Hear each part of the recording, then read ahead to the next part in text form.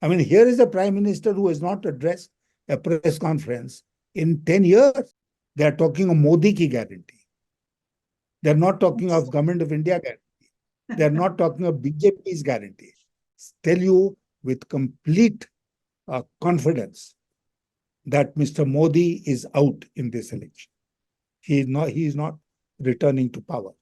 As it is to me now that Mr. Modi is out. He's not coming back as Prime Minister of this country. Hi everyone, welcome back to my YouTube channel. আপোনালোকে জানে দেশত বৰ্তমান 2024 চনৰ লোকসভা নিৰ্বাচন চলি আছে। ইতিমধ্যে তাৰ মাজতে বিজেপিৰ এগৰাকী শক্তিশালী মন্ত্ৰীয়ে যিগৰাকী মন্ত্ৰীৰ গোটেই বিশ্বতে প্ৰভাৱ আছে সেইগৰাকী মন্ত্ৰীয়ে বিস্ফোৰণ ঘটালে বিজেপিৰ আৰু মোদীজীৰ বিৰুদ্ধে।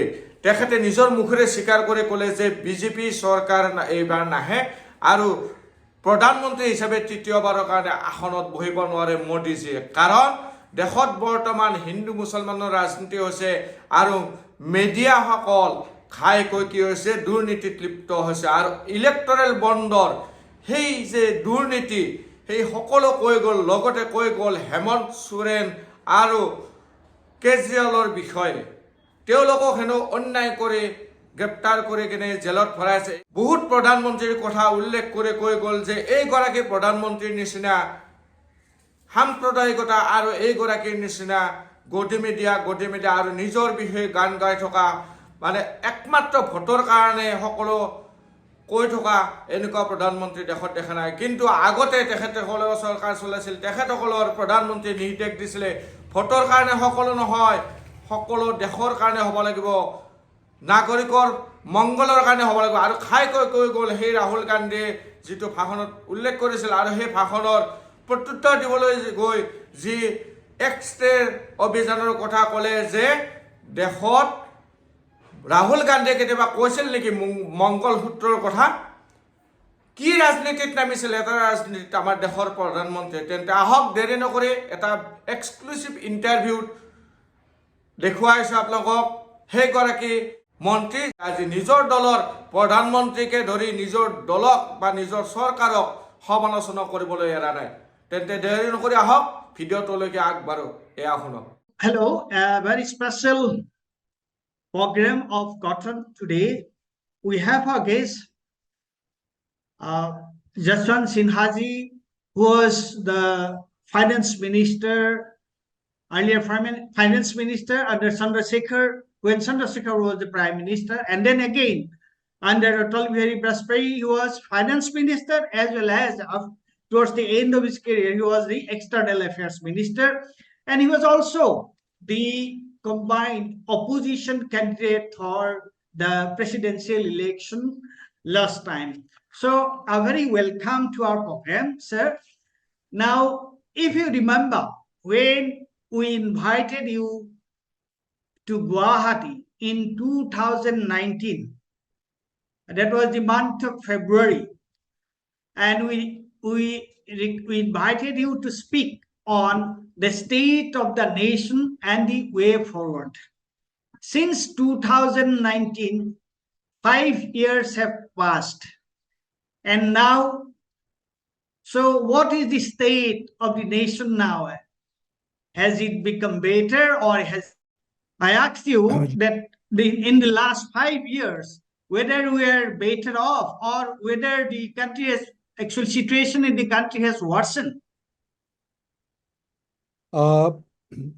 Let me tell you one thing. If economic growth is slow, you can increase economic growth. If there is foreign policy deficiency, you can remove those deficiencies. If there are other issues in governance, you can probably take care of them. But one thing which does permanent damage to any society is the effort on the part of the ruling clan to break apart society. If the society is divided amongst, let's say, various sects, castes, religions, then it becomes extremely difficult to repair that damage. And it takes a long period of time to ultimately bring everyone together. So if you ask me, I would say that the most important question that we are facing today, which is facing the nation today, is the attempt on the part of the ruling people of the country to divide society along religious lines, along Hindu-Muslim lines. This is the most dangerous part. And because it is coming from the rulers, it becomes even more dangerous. Because if it comes from other people, then the government will take care of it. But if the government itself is involved, then who will take care of it? And I think during the last 5 years, this attempt has created a lot of problems. We are in the midst of general elections, and it is for the Prime Minister of the country, who is the leader of the country, to set the standard of discourse.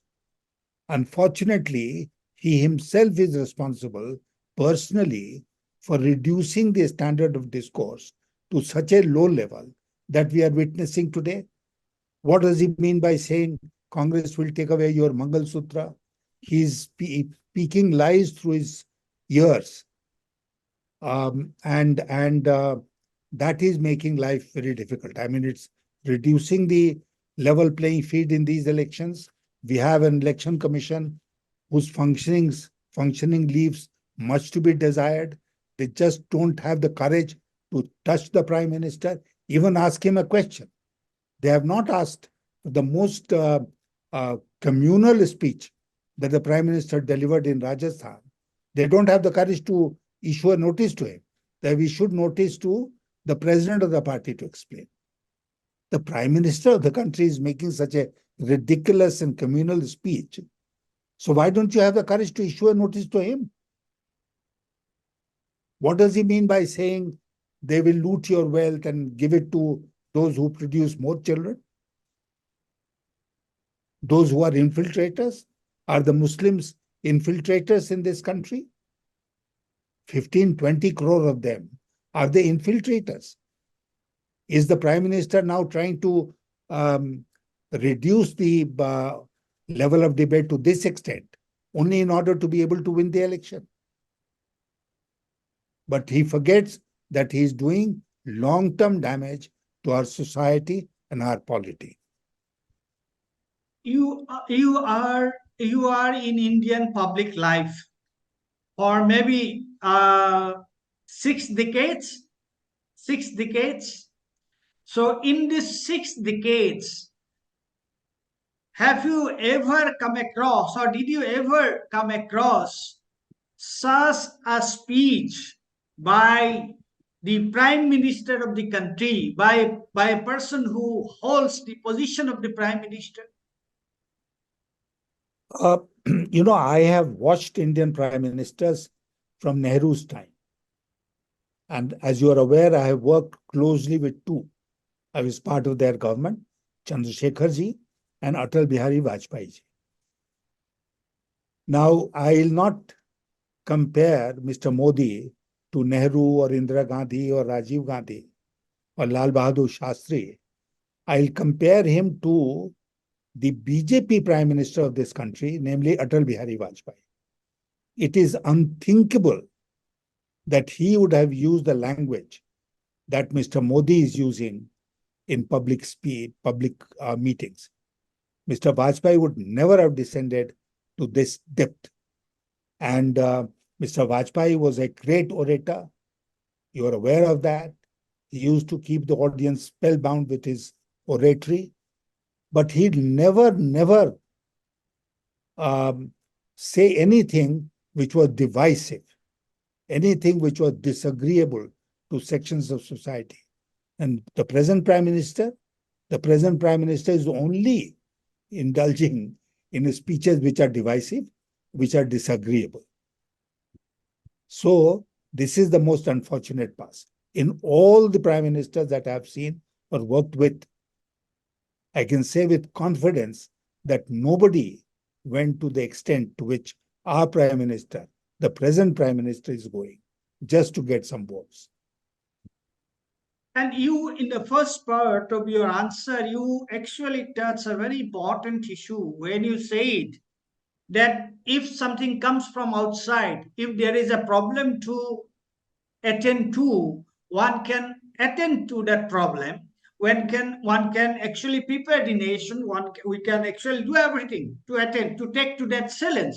But when the basic foundation of the nation, the basic foundation of the nation, the very idea of India is being attacked and the foundation is eroded by the people who should be protecting it.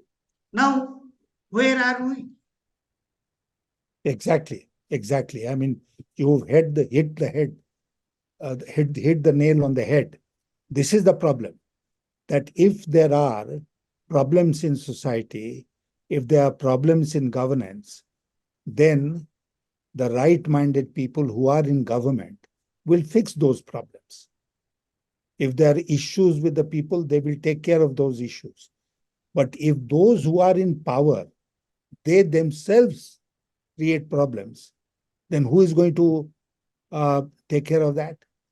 We have, as you're aware, over a period of time, built various institutions to strengthen our democracy. These are the pillars of democracy in our country. Now you weaken the pillars and you are weakening democracy in our country. One of the pillars is the executive. The executive has a very important responsibility, and the Prime Minister is the head of the executive. Now, if he himself is indulging in weakening that pillar and bringing it to the ground, then that pillar will collapse. Parliament, look at the way Parliament has been treated. Parliament will collapse. So another pillar goes. Then you have media. They have taken over the media. They have controlled the media. You have, where I never heard of Godi media in all my life. This is the first time that I'm hearing of Godi media. Just imagine, because most of the media has got corrupted and they become Godi media. So they have this advantage, which is reducing the level playing field in these elections. If the Prime Minister says the most ridiculous thing, these fellows in the television media and print media will not only print it and show it, they will also justify it. There will be no questions asked. I mean, here is a Prime Minister who has not addressed a press conference in 10 years. Can you imagine a situation like this in any country? Forget India. 10 years he has not addressed a press conference Not a because single. he does not want to take questions. He cannot face questions. No, this is actually from your whatever you have said. There are so many things in the small thing. There are threats for so many things, but I'll not be able to actually deal with take all of them. But one thing I would just like to ask you now, when you are speaking about the level playing field, when there is an election, there is a concept, there is a thing called level playing field. Now, where is the level playing field, sir, now in this election? There is no level playing field. Earlier, we only used to have one television channel, and that was Doordarshan. Doordarshan was a government-owned entity, and therefore it was easy to give directions to Doordarshan. Now we have a plethora of Television. and I don't know who controls them, but I'll just give you an example. If the Prime Minister is making an election speech wherever, they will show it live. Then they'll go on repeating it the whole 24 hours until he makes another speech. Then they will go on repeating that. So, and as far as the opposition and the rest of the parties are concerned, there is absolutely no media coverage. This is where the level playing field is being disturbed. And the Election Commission is silently watching it without issuing any direction to the media not to indulge in this kind of favoritism. So that is one example. Media. And so far, the election commission is concerned, when something actually this, as you said in the beginning, when this prime minister could make such an atrocious speech, And then election commission was silent. They didn't do anything. They should have taken somewhat of cognizance of his speech.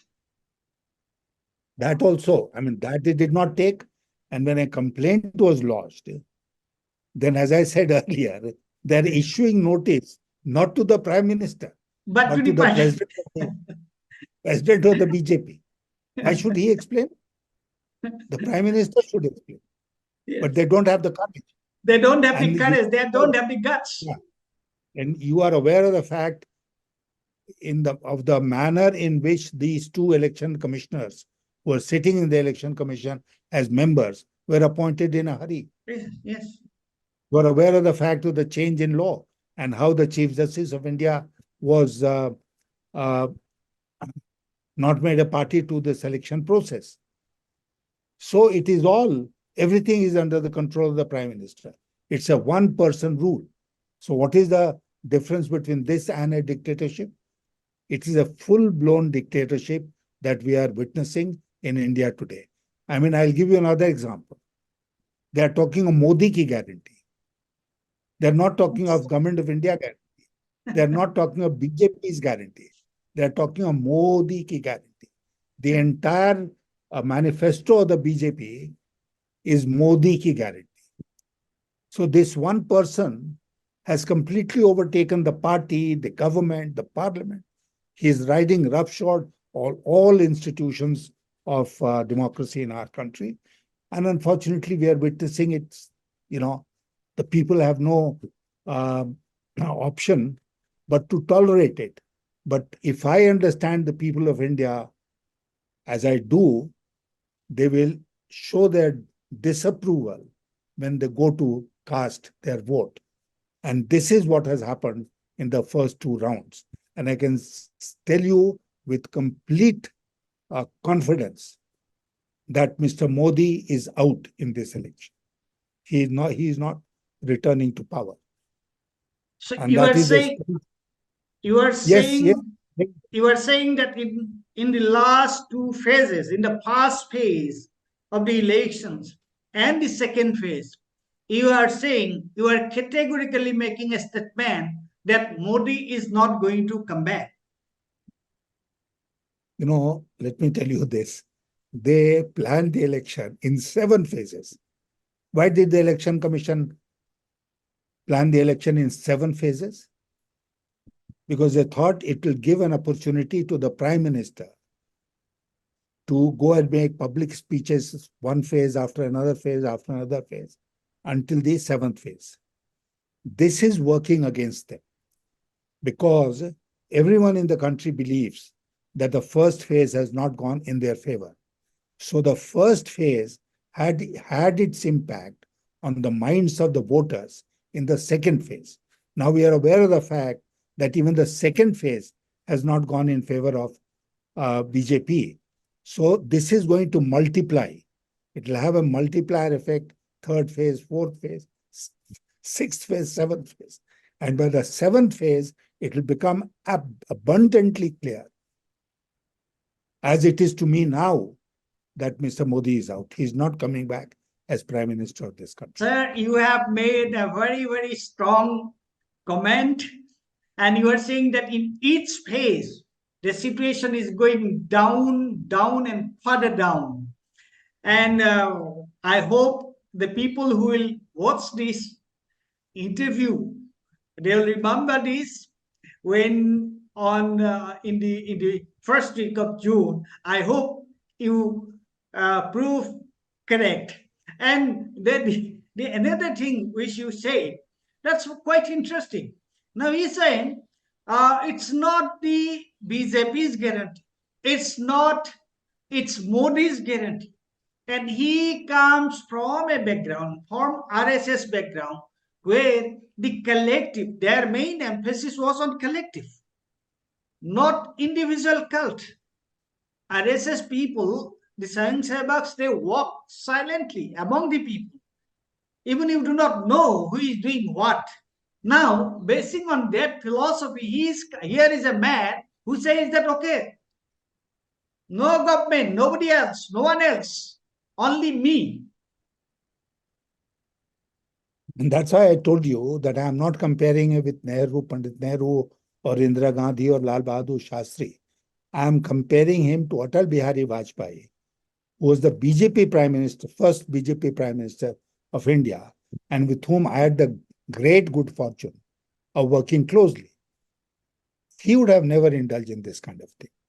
I can say with great degree of confidence, Mr. Vajpayee would never have gone down to this level in order to just get a few votes. And let me also tell you on a personal basis that we lost the 2004 elections. But, we did not regret the fact that we lost the election because we did good work for the country. And I also will share another secret with you. I was a finance minister. I came out with a lot of very tough measures.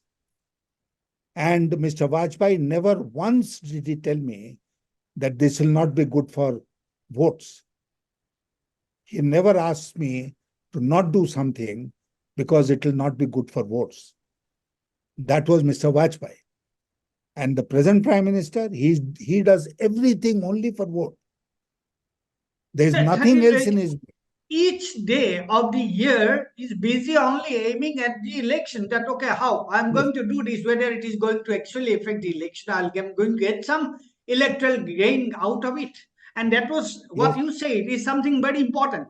Someone may agree with your policy or someone may not agree with your policy, but when you make a policy, you are convinced that okay, this is going to do good for the people. You are, while actually framing a policy, you never thought that okay, no, if I do this, maybe we may not get votes in the next election. So as a government, I think that should be the approach, that should be the attitude. Your first responsibility in government is to work for national interest. I'll give you an example. Kerosene was a highly subsidized commodity when we came into office in 1998. It used to sell for 2 rupees a liter. It was highly subsidized. I worked on it in order to reduce the subsidy and kept on reducing it in budget after budget. And the price of kerosene actually went up. In my own election of 2004, I remember I had gone to a village in my constituency to ask for votes. And I came across an old woman. And she said, "Oh, aren't you the fellow who increased the price of kerosene?" I admit, yes, I had, and I lost that election. But not for a moment did I regret the fact that I lost the election, because I knew in the heart of my hearts that I had worked for national interest. So that's the thing. That's the difference. That's the difference. And Atal Bihari Vajpayee, he himself said that the Prime Minister, the ruler, the Chief Minister or the Prime Minister has to observe the Raj Dharma. Raj Dharma. He spoke about the Raj Dharma. And he was very... He told Modi in Gujarat after the riots. Yes, he was very embarrassed actually. He was a very sad man after the riot in Gujarat riot. Yeah. So it's okay. We are in a very, very bad shape, as you said, because the people who claim themselves that okay, they are the nation builders, they are the number one patriots. So in fact, they are doing everything to disintegrate the country. Sir, this is what you say? Which is going to threaten the future of this country as a democratic, liberal, secular country. And there's one thing which is completely hidden from our people. This is the criticism in the Western media of the present situation in India. I remember earlier when Manmohan Singh was Prime Minister or somebody else was the Prime Minister, anything which appeared in the Western media, like in New York Times, Washington Post, Financial Times, London, it will appear in our newspapers in big, big headlines. And today, there is absolute quiet.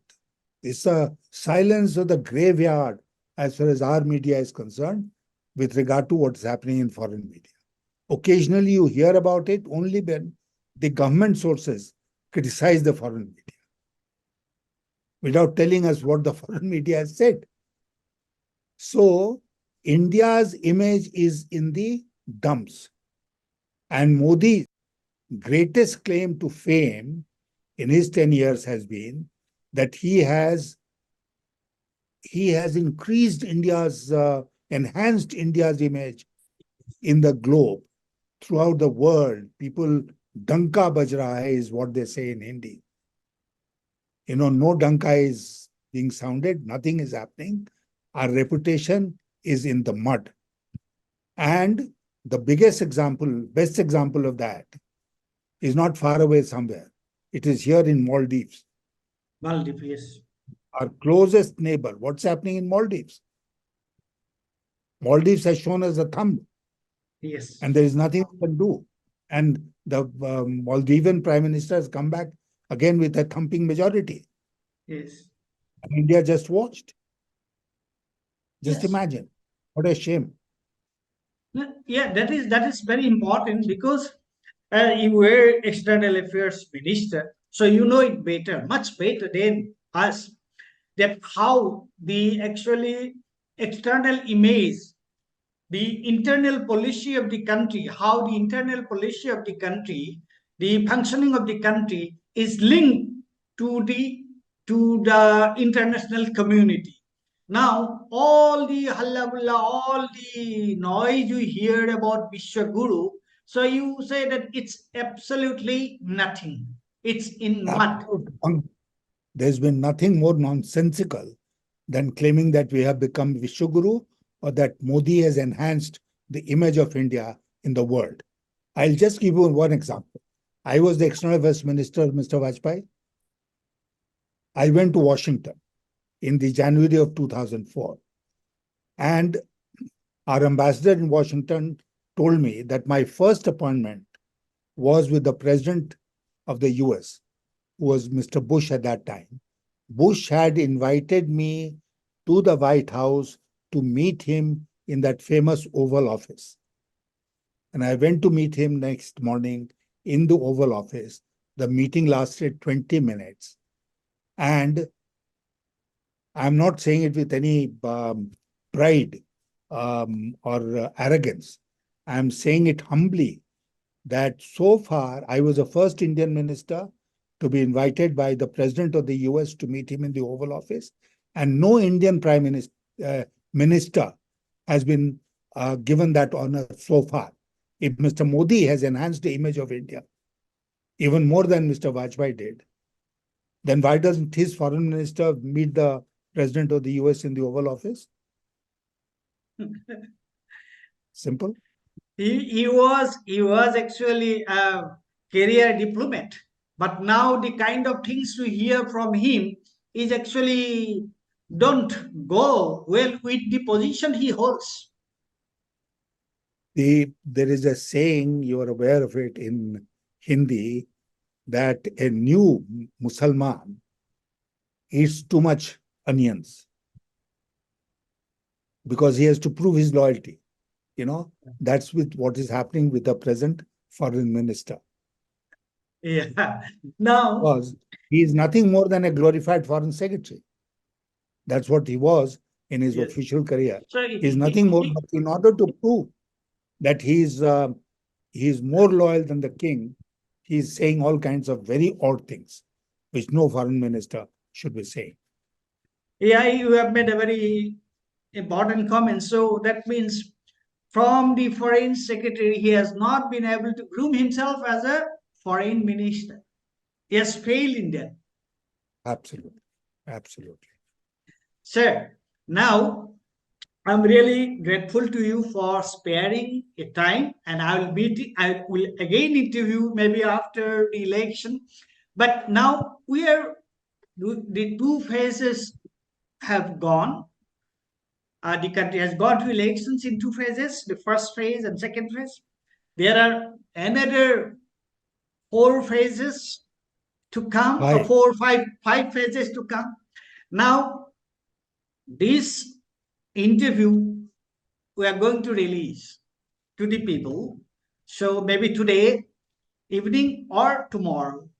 Now, if I have to ask you that what is your message to the voters, to the Indian voters, what would you like to speak to them directly? If you are addressing an election rally, what would you speak to them today?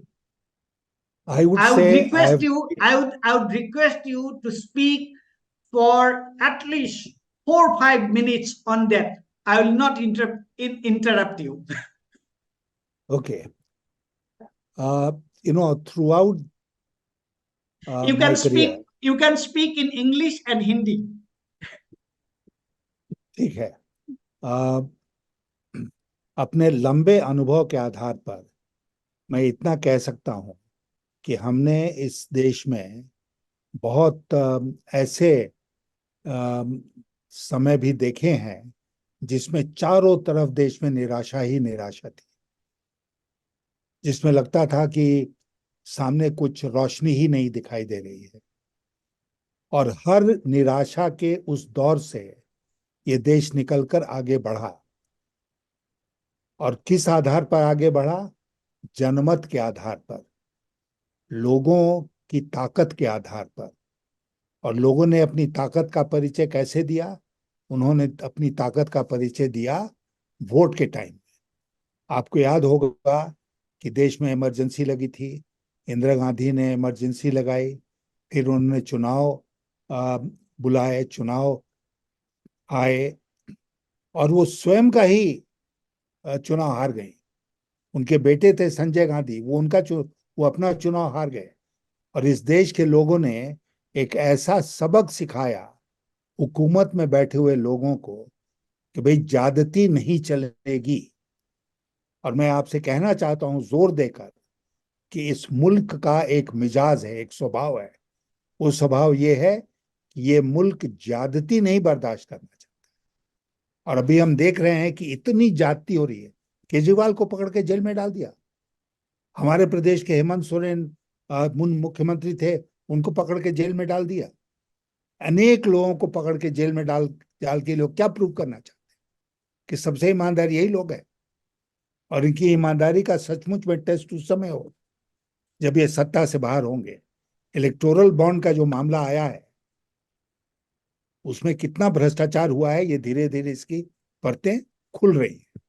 तो इसलिए अपने को बिल्कुल साफ सुथरा घोषित स्वयं कर देना और दूसरे को कहना कि वो भ्रष्ट है और उसको जेल में डाल देना, लेवल प्लेइंग फील्ड जो है चुनाव को, उसको पूरी तरह से समाप्त कर देना, ये इस समय प्रधानमंत्री जी उनके साथियों का रवैया रहा है।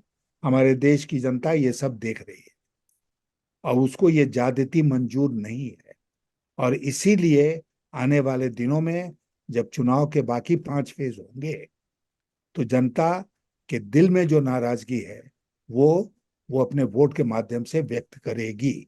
मुझे पूरा विश्वास है कि चुनाव के जब नतीजे 4 जून को आएंगे तो वो चौंकाने वाले होंगे। और सबसे निराश व्यक्ति जो इस देश में होगा उस दिन, वो आज के प्रधानमंत्री होंगे। Sir, thank you very much, sir. Thank you very much for sparing your valuable time. We'll meet again. We'll meet again sometime. I wish you all the best. I wish you good health, sir. Thank you very